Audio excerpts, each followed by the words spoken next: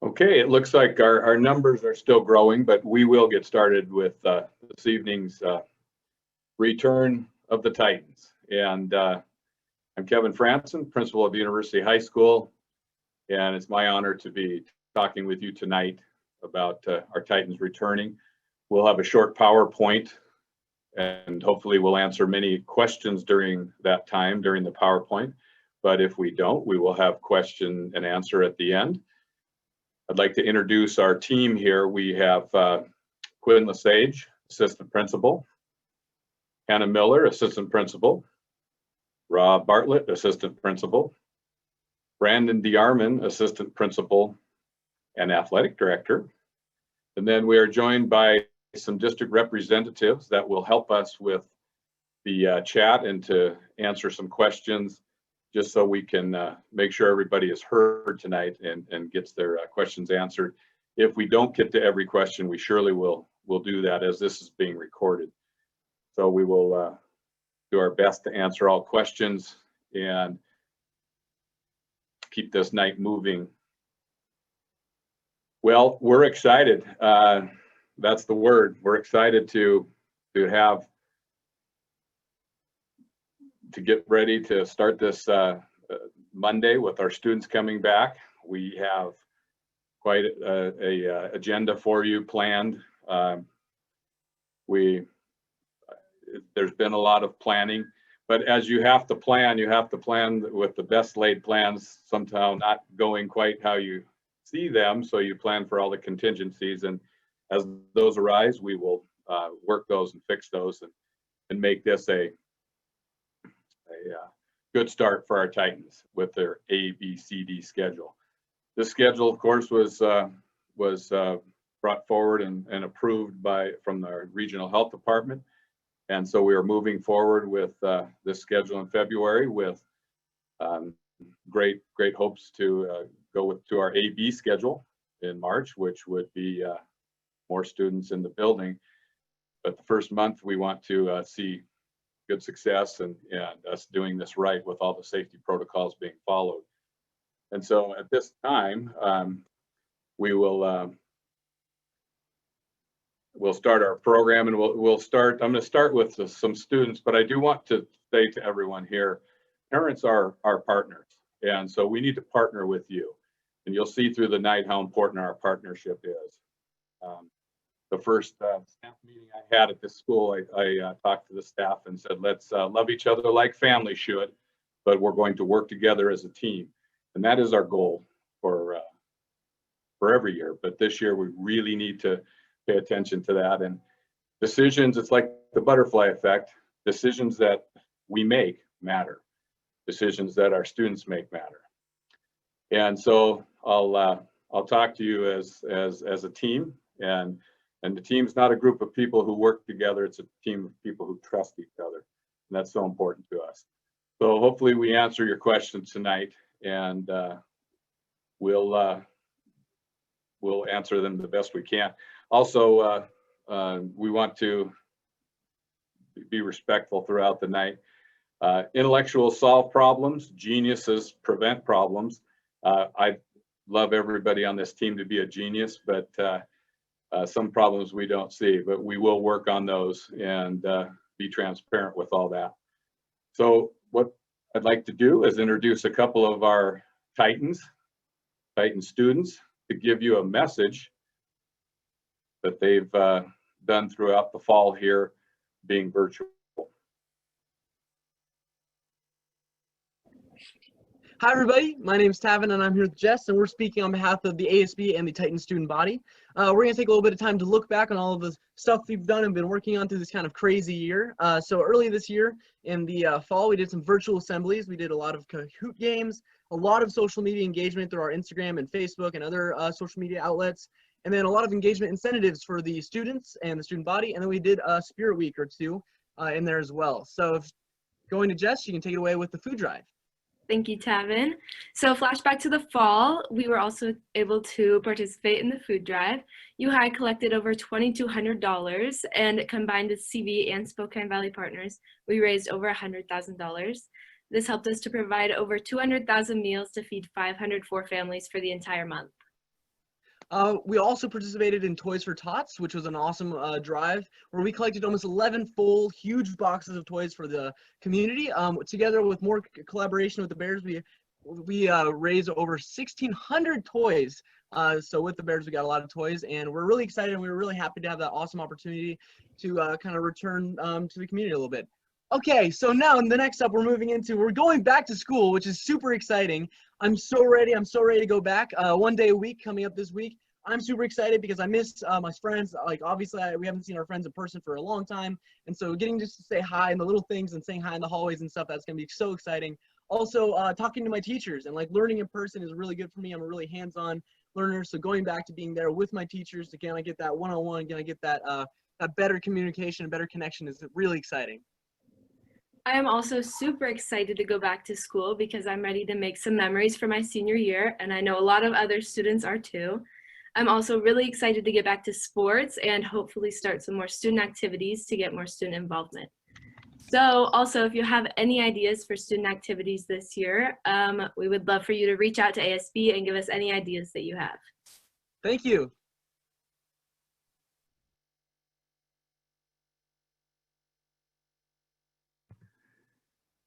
And at this time, I do see one question, so I would like to answer that.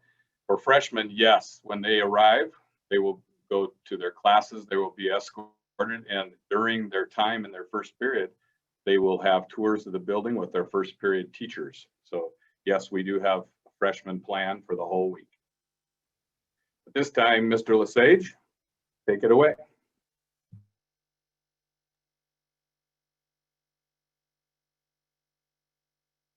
All right, thank you, Mr. Franson. It's really exciting to see students get excited about coming back in person. I know we are too. And so one of the things that you touched on was how important our parents are and the partnership that we create on a consistent basis. And this pandemic has proved to be nothing short of that. Our parents are crucial in the success of how we move forward as a school and in the classroom and outside the classroom. And I just want to cover a couple of things that we think will make your student extremely successful with some preparation from home. First, I think it's a well-known idea that masks are going to be worn on campus consistently, and those conversations that you have prior to beginning on Monday and our students getting back are going to be crucial. It's going to be for the health and safety of our students and staff, and we're really excited to keep that moving. Obviously, washing hands is an important thing, and then it says become familiar with symptoms and keep your child home if they have any symptom. One of the things that we know are that parents know their child a lot better than any of us. And we just ask that you play a major role in determining symptoms and students that not come to school with anything that is COVID-19 related. And we just know that you know your child best, and we ask that you analyze that on a consistent basis. Also, your child's temperature before leaving home. Mr. Bartlett's going to talk a lot more in depth about how these processes are going to look within our building. And just know that it makes it extremely efficient if you help us out and take your child's temperature before you leave home, knowing that if there is an elevated temperature, that we keep them home. Couple more of the expectations that you can expect from us and in a partnership with parents is each day our students will enter the building, and there'll be a screening at school that include our checking the attestation tickets, both on the bus at school. You should have received or will be receiving a packet of information that is sent through the mail that includes attestation tickets. Mr. Bartlett's going to go through those a little bit as well, but those are going to be required each day.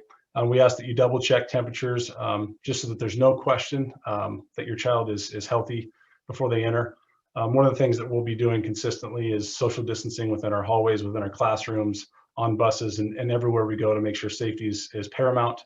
We'll be keeping students in safe groups, keeping parents informed of situations that come up in our building, and then also consistent classroom and school cleaning to make sure that this process not only is excellent for our students, but is safe for our students as well. The next slide that I'd like to go through is things that you think you might need to know before our child enters on Monday. And so we ask that students bring their device to school each day that they're in person. So Most students are equipped with Chromebooks or whatever device they are choosing to use. We ask that you bring that to school each day. In addition to bringing your device each day, we ask that all of the materials that you have for school are carried with you throughout the day. We will not be using lockers for safety reasons, but all those materials will be staying with you throughout. Students will not share equipment or course materials throughout the day. I think that's an important piece, and that ties along with carrying all the materials with you. And then this is a very important aspect of our new schedule and making sure that we run smoothly, as students will be receiving a grab and go meal box that includes breakfast and lunch for 5 days, and that is on the day that they are in person. And so will not be eating on campus for various reasons, specifically safety, but that grab and go meal box will be given to each student on the day that they're in person. That includes 5 lunches and 5 breakfasts. And then for those students that are enrolled in physical education classes, we ask that the day that you're in person, you wear something athletically minded, both footwear and clothing. Our locker rooms will not be used, and we will not be changing at school. And so we ask that you come prepared so that you can participate in our physical education classes. With that, I'm going to turn it over to Mr. Bartlett. Thanks, Quinn. Good evening. I'm Rob Bartlett. I'm one of the assistant principals. I'm also our COVID director here at UHI. And so for the most part this evening, I'm going to run us through a lot of the COVID protocol and key points that have been created through Central Valley School District in conjunction with Spokane Regional Health.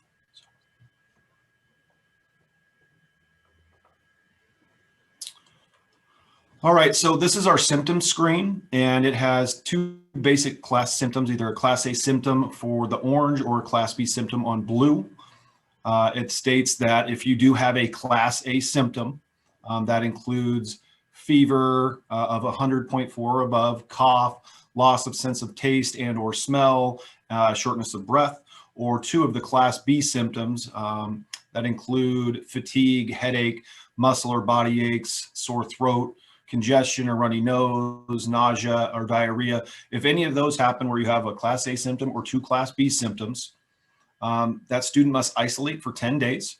The only way that we get around that is where a student receives a negative PCR COVID test, or they get a note from a healthcare provider that documents the diagnosis and explains all the symptoms without performing a COVID test.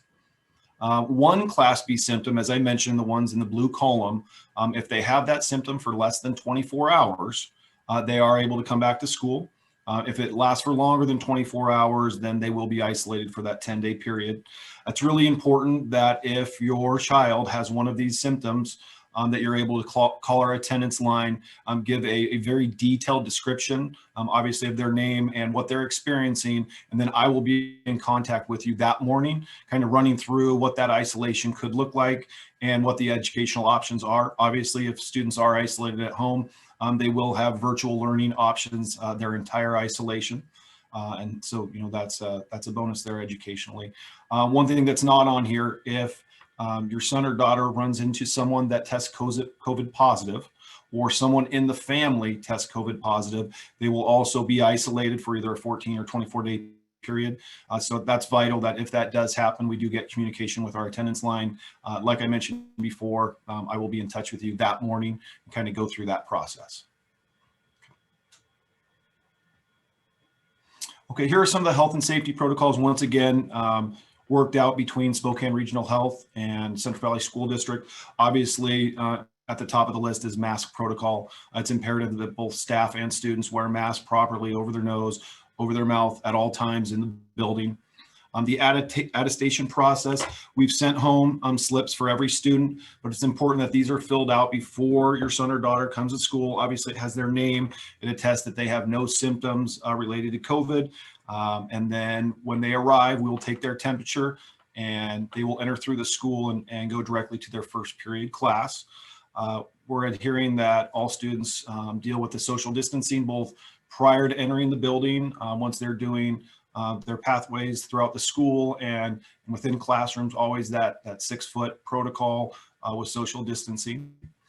Our district has created a really unique and detailed sanitation, cleaning, and disinfectant policy where our custodians are working in the morning, after school, deep cleaning the building on Wednesdays.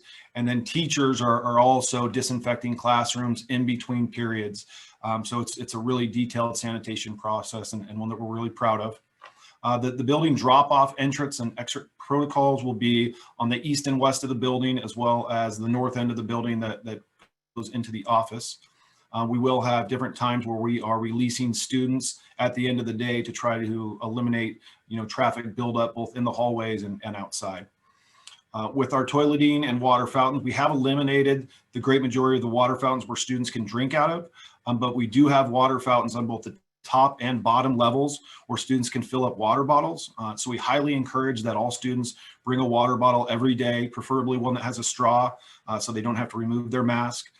We've instructed our both certificated and classified staff that in regards to bathroom breaks, if we can eliminate that to one student at a time, obviously unless there's an emergency, just to eliminate crowding in the bathrooms. I had mentioned a staggered dismissal. We're also going to do that throughout the day with each period. We're going to break up our odd and even classrooms by 30 seconds just to ensure that we don't have buildup in the hallways. And our hallways, we'll go over it in a minute, are going to be directed to ensure that there isn't buildup there as well.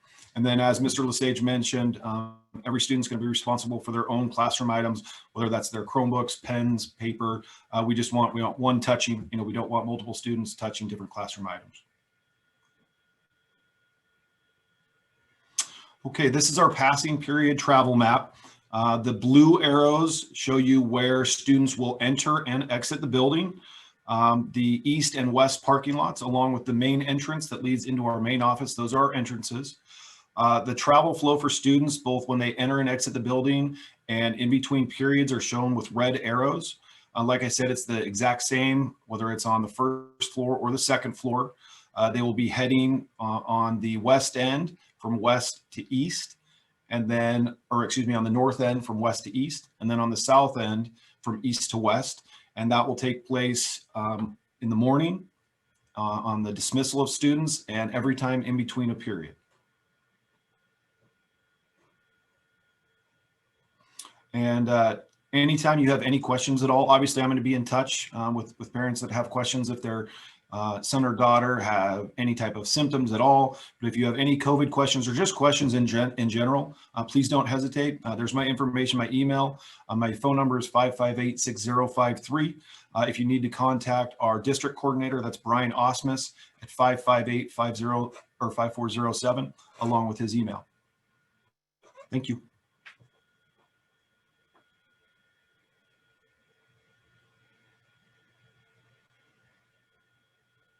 Quinn, do you want me to tackle this one too?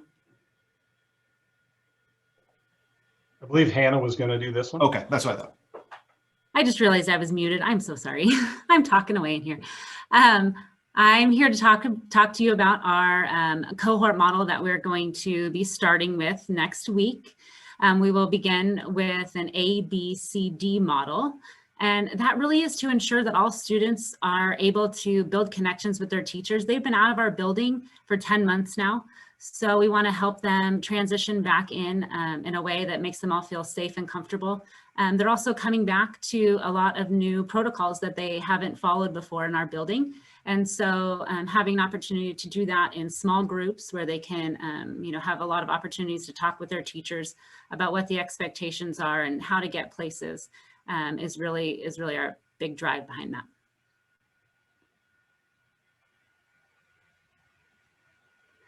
The cohorts, if you did not get it via email, the cohorts are broken out by alphabet. If your child's last name is A through C, they'll attend in person on Monday, and then they will be Zooming into class Tuesday through Friday.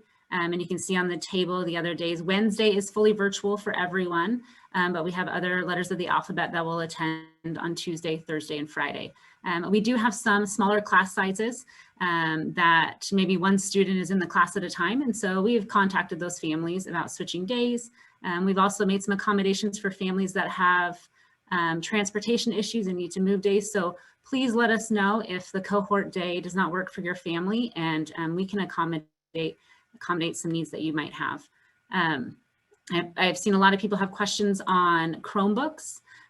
We do still have Chromebooks available. And so in just a couple minutes, you'll see my email. You can feel free to email me and we can get you a Chromebook. You can bring your personal laptop or personal Chromebook, but if you have a desktop device at home and you need a portable device, you can feel free to email me and I can get you that. Our bell schedule is going to be changing a little bit. We're all going to have to get up a little bit earlier now. Our first period class will start at 7:40. So we'll have a rolling start time where students can arrive between 7:20 and 7:40 and head straight to class. We won't have that access time and advisory in the middle of the day. Advisory will only be Wednesdays when we are virtual.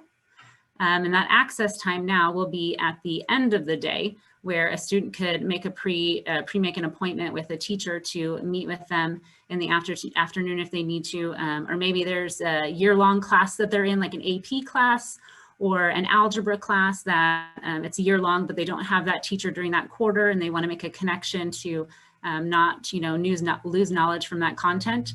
They can use that afternoon time to get in contact with those teachers and not lose that content.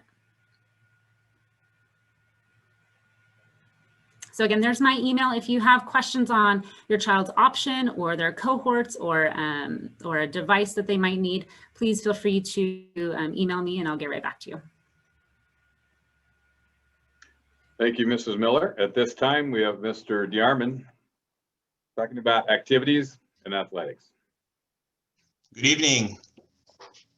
I'm excited to share updated information on our athletics and activities. I wanted to first thank all those involved in Summer 2.0, where we had over 220 student athletes who participated in a variety of sports. Through collaboration with the WIAA, the Governor's Office, the Spokane Regional Health District, and the GSL, Season 1 is set to start with the following sports. February 1st, cheerleading will start. February 8th, volleyball will start. February 15th, football, and February 22nd, girls soccer and boys and girls cross country. Since we're currently in phase 1, only low risk outdoor sports are permitted to engage in competitions at this time. Cross country is the only sport offered during season 1 that meets that criteria. All other sports will be practicing as we wait for a region to move to phase 2. While practicing, social distancing and masks are mandatory for all sports at all times. In addition, all coaches will be following the Healthy Washington Sport and Activity Guidelines. We have had over 275 registrations since Monday when our new system opened up for season 1 sports. Included here in the presentation, I have a link to the new system called InTouch, where families can now register for athletics and activities via an online platform. With season 2 and season 3 dates, those will be determined soon. A proposal from the GSL does have spring sports in season 2 and winter sports in season 3, with the exception of slow pitch softball being in season 3. And moving on to some highlights, I believe the next slide. I wanted to give a huge thank you to our Titan Booster Club. For one, supporting our athletes who participated in Summer 2.0 by purchasing each athlete a Titan stocking cap, so over 220 stocking caps. And in addition, for supporting us, our building here at University High School, by purchasing COVID, social, and physical distancing signs. And lastly, for supporting Tacos for Titans in collaboration with our school counselors. To end, I wanted to kind of talk a little bit about some of the activities that have gone on virtually. Our choral and instrumental students participated in a virtual concert back in December on the 16th. They will again be performing virtually on February 16th at 6 p.m. We'll make sure and get a link out to the community once we have received it. Our debate team is competing virtually. They took first place at the Riverhawk tournament They took second place at the Meade tournament, third place at the Ferris tournament. And here at University High School, we will be hosting virtually the Foley tournament, February 4th through the 6th. And it will consist over 1,000 debaters from around the area here in Spokane, as well as the surrounding and bordering states. So pretty impressive. And to close, DECA had over 60 students compete at the regional competition in January. And of those 60, 16 students qualified for the state DECA competition to be held virtually in the month of March. And I will also make sure I get my email and my phone number within the chat. So if anybody has any questions on athletics or activities, please feel free to call or email me. And I'm going to now turn it back over to Mr. Franson. Thank you. Thank you, Mr. DeArmond. Well, we plan that to go about a half hour and leave about a half hour for questions and answers for you. So we will start with some of the questions and answers. Mr. Lesage is doing some moderating, and then some have been answered already. So I think we're ready for those. Absolutely. First question is around advanced placement students and how we will continue to support them while they are not in class. Mrs. Miller, I think we have a good plan for that. Yeah, so we have that time in the afternoon, that access time, where our teachers will be able to connect with all of their students. We've been using that middle of the day access time and that advisory time right now. And so that time is just shifted to the end of the day, but it can be utilized in the same way for those students to be able to connect with their teachers. All right, another question revolving schedules. When will students be given a copy of their schedules that include room numbers? Students actually can see their schedules right now. If they have the Power School app, they can toggle to second semester and see what their schedule is. It may shift a little bit in the next couple of days because counselors are still finishing up schedules. But the Power School app is where they can look. If they don't have that and they get here on the first day, they can just stop by our main office and we can print that off for them.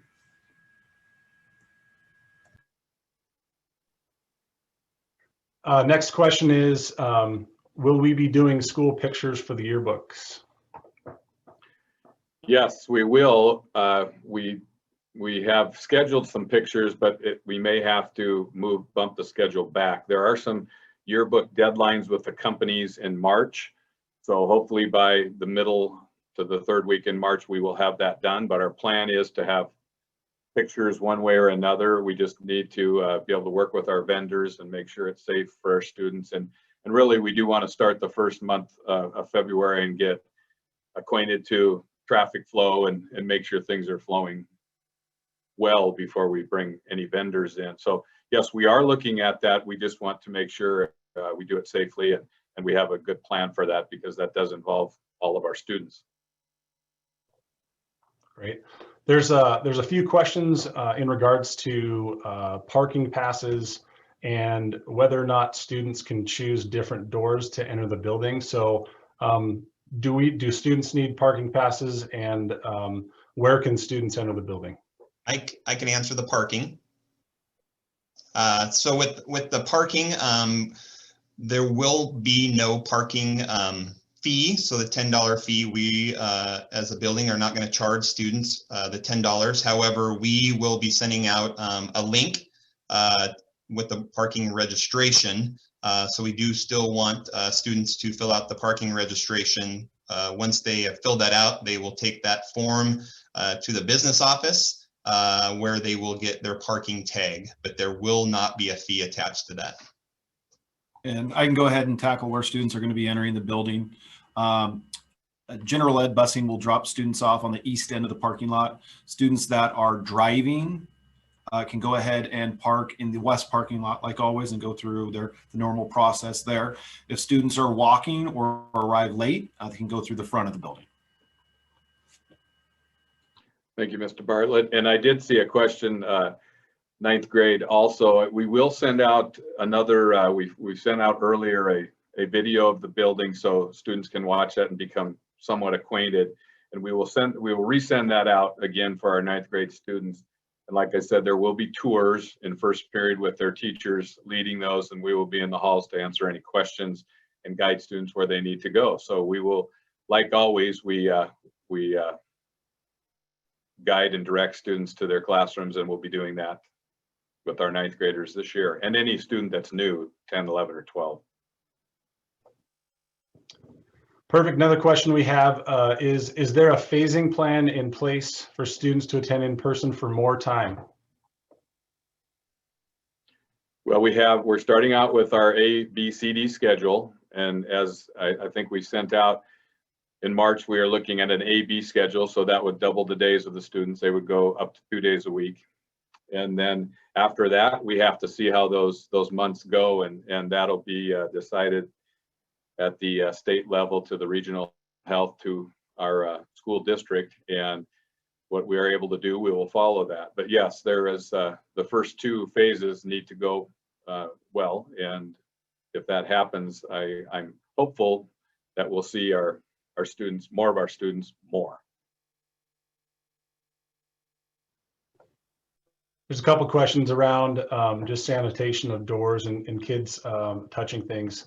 Mr. Bartlett, can you talk about building sanitation a little bit further? Yep. So we have a very detailed program laid out by our custodial staff that they have to go through, check marks, a fairly lengthy check mark of each custodian in every part of our building, both in the morning and afternoon. And then we have a deep cleanse every Wednesday. And then staff will be cleaning any area that was touched by a student in the classroom in passing time in the last few minutes of class, and then as students are moving to their next class. So it's extremely detailed, and the entire building, doorknobs, desks, chairs, anything that basically fits in the building that can be touched is going to be sanitized multiple times each day. We've also had a few questions around Chromebooks, and if a student does not have a Chromebook, what's the process to acquire those, and if they need to bring those every day? Mrs. Miller? Yeah, we will need students to bring a portable device with them every day, whether it's a Chromebook or a laptop. I've actually already had a couple people tonight during the webinar email me, so that's great. Feel free to email me with that request, and we can get that submitted and get them to you before school starts. My email is hmiller@cvsd.org. Thank you.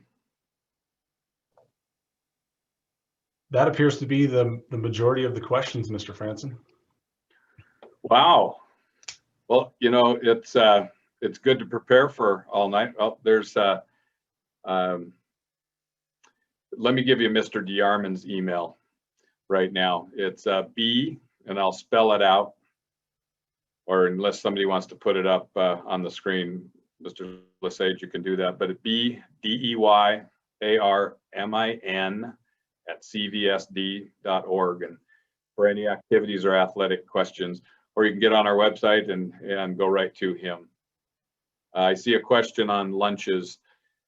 So the question is, can students eat lunches at school? At this time, we have a grab and go system because we aren't equipped to put 400 students together in 1 or 2 or even 3 spots. So right now it's a grab and go lunch.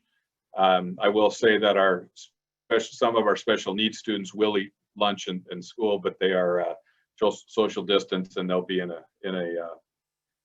different area. So at this time, no, the students will get a grab and go lunch, as we talked about earlier, and breakfast for the week, and they'll need to eat lunch outside the building at this time. Also, one side note with that, Mr. Franson, is that all of the grab and go lunches and breakfasts, including a half gallon of milk, they're all free. Everything's free. Yes, there's no charge for these, and that's a great option. We've been offering that to our community. We have that have had that every day for quite a while, quite a few months now. So that will continue through the rest of this school year. And in the time of that explanation, we have a few more questions coming in now. So one of the questions is, if a student hasn't received an attestation booklet in the mail, what do they do? I can go ahead and tackle that. So if they have not received an attestation booklet, we will give them one on the first day that they arrive in-person learning.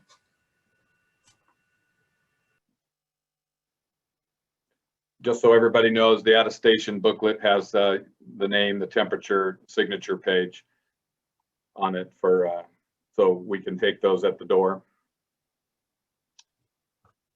Perfect. A couple more questions have come through in regards to pickup location and staggered dismissals.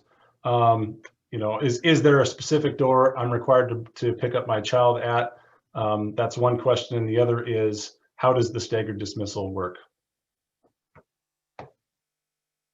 Go ahead, Mr. Bartlett. So we are going to allow parents to pick up their son or daughter on either the west or east end. And then we are going to be sending out a specific time of how we're going to be releasing students riding buses versus students riding with parents versus students that are walking. And they'll be very close to each other within probably 5 minutes, and we'll be sending that out. But we will allow parents to decide what side they would like to pick their son or daughter up on, whatever they find the easiest that works for them. And we will send out that and more detailed transportation information Friday from our transportation department. So it'll be quite clear, but it will go out Friday to everyone. A couple athletic questions that have come through. What time will students and student athletes be practicing? And how will it look during games if we are able to play those in regards to fans?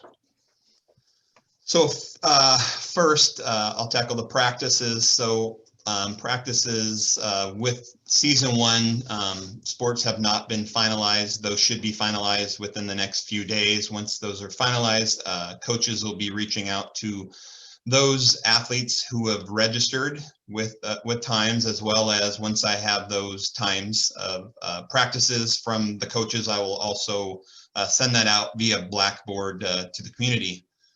In terms of fans and spectators at events, that's to be determined. That has not been really discussed yet. I know that is out there. I know we are looking at a lot of options, but right now that's to be determined, and whether that is streaming live video to the community, that's an option, but right now that's just to be determined.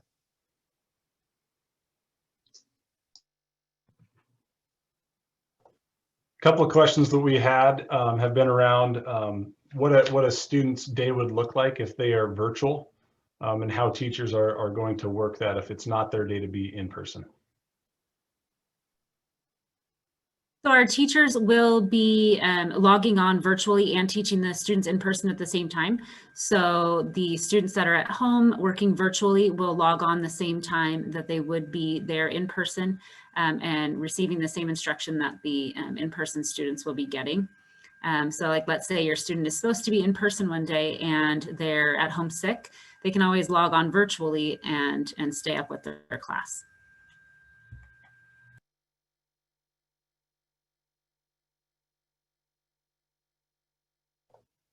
Next, couple questions around transportation and when parents can expect to know bus routes. Well, transportation, again, a detailed transportation scenario will be sent out Friday. Bus routes, we're back to our what we used to know as normal times, so the bus routes will be similar, I'm sure, but we're waiting to get those ourselves. So we're working that out with how we've broken up the phases of students. So again, we'll send that information out Friday in detail.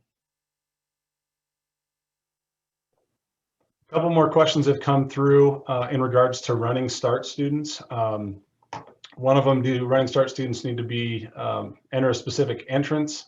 And the other one is, if a running start class overlaps with one of their in-building classes, how do they manage that? Well, that's a two-parter. Mrs. Miller can help me on the second part. We will have grace if a running start student has, say, for example, a class at University High School and they're coming back from their college class. and there may be snow on the road and they're a little late, there will be some understanding with the teacher. Definitely the student communicating with the teacher, but if there's any issues, it would need to come the administrator's way, and we'll make sure that we take care of our students that are taking classes in college and have a class here at University High School. And also our Running Start counselor, I know, has been working really hard with students to try to coordinate the different schedules and schedule them at U High for fourth quarter when maybe it doesn't conflict with their other classes. But if it does, definitely just communicating with your Running Start counselor and communicating with your U High teacher.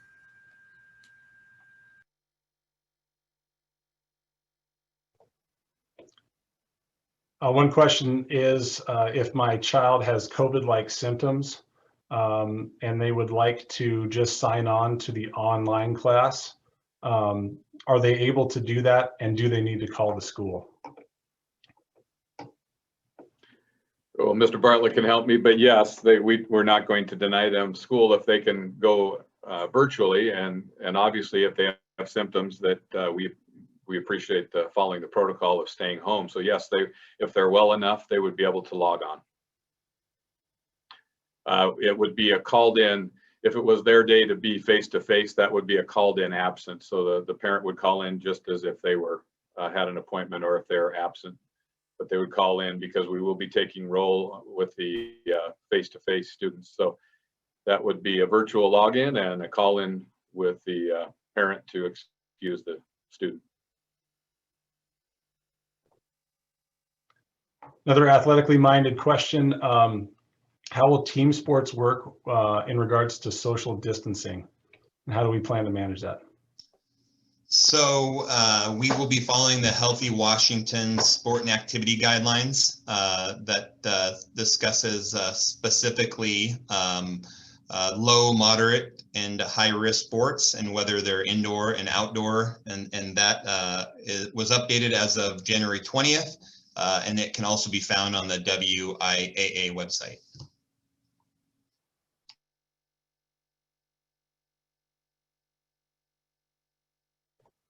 A couple questions in regards to virtual days as compared to in-person days. I'll go ahead and just answer this one. The question is, would a student be expected to log in at the same time, whether they're virtual or in person? The answer is yes. Those classes will take place at the same time throughout each day. And so if it's not your day to be in person, you would sign on to those classes virtually at the same time following the bell schedule.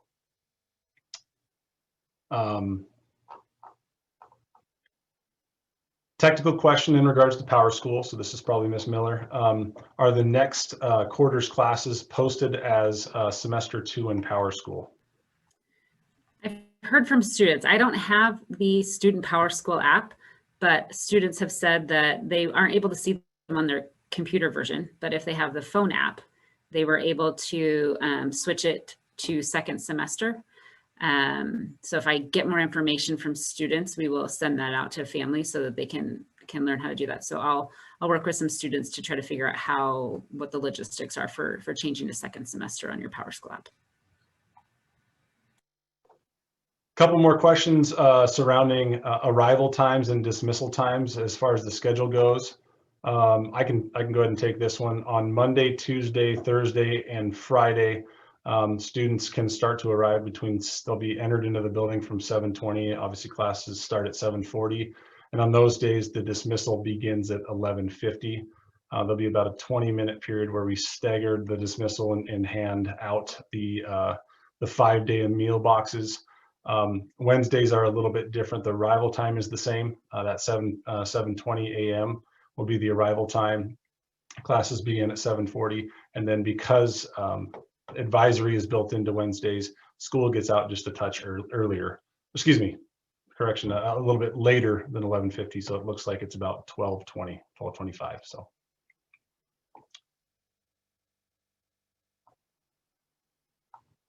Couple other questions in regards to payment, as far as like parking passes and lunches. Are families going to be required to pay for those?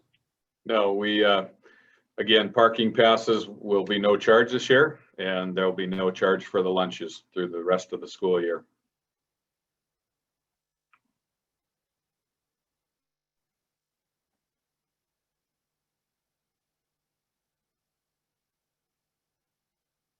I believe we've covered most of the categories for questions at this point, Mr. Franson, unless more start to come in. Okay, I'm looking a few on the Q&A. It looks like we have. There is a question when and if we go to two-a-day school in March, will there still be 3 periods? The answer is yes. Still be a 3-period day.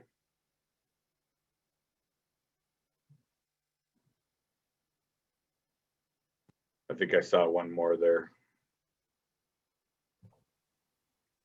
I think these some of the questions that are grouped up, we've answered these ones that are still in the question and answer. Okay. Fantastic. Do we have any more questions? We have about 10 minutes, but we can certainly get you to your families and us to ours if there are no more questions coming in. Also, I would like to end with a couple words. Number one, flexibility, because, and we will be flexible. We know that there are many scenarios with families and the excitement with the students coming back, and also the concerns. So again, we will be following very strict safety protocol, but we will be very flexible also, and we will ask that of our whole staff, from our teaching staff to custodial staff, to remember the flexibility piece with students as they come in, because it has been about 9 months, 10 months since we've seen our most of our students.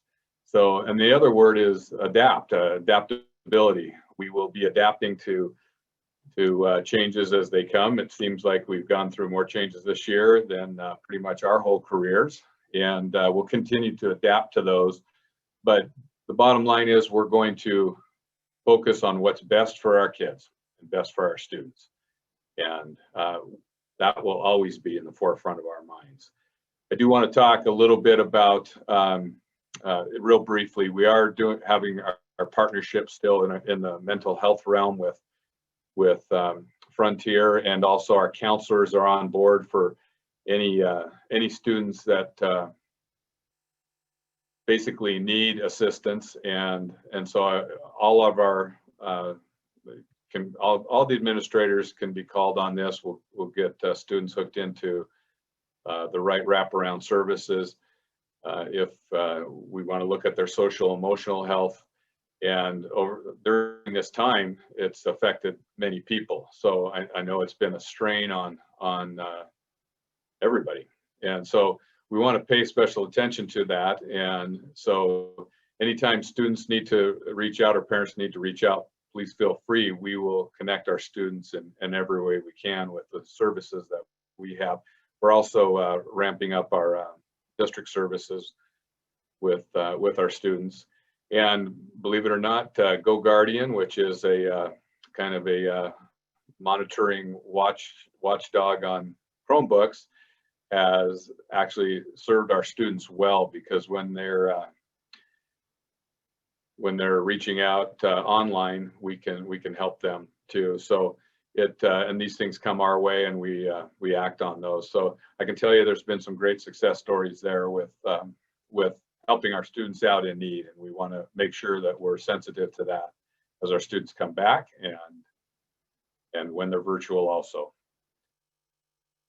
With that, if there's no more questions, we're looking forward to the return of the Titans, and we're looking forward to our students coming in and being successful and re-engaging and continuing those relationships and building, if the students are new to our building, as the ninth graders are, building those relationships with our staff and with each other, and enjoying, as we move forward, the programs and the education available to them. So again, we're excited about this.